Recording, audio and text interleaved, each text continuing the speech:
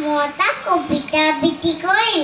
কবিতাটোৰ নাম হ'ল নিৰ্মল প্ৰভাৱৰ দ্বাৰা ৰচিত কবিতা মাহীদেউ পুতলা।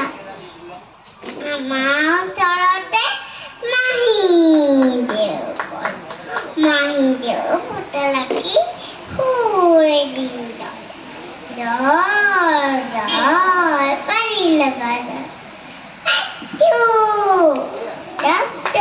ডাক্তৰ মাহীদেৱে ক'লে ডাক্তৰ আনিবলৈ দাদা লোৰ দিলে।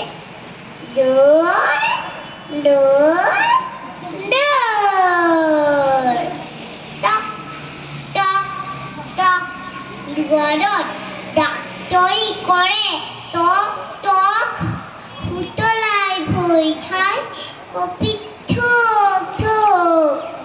ভয় নাই ডাক্তৰে ক'লে লাহে পুতলাক পেঠি এটা দিলে।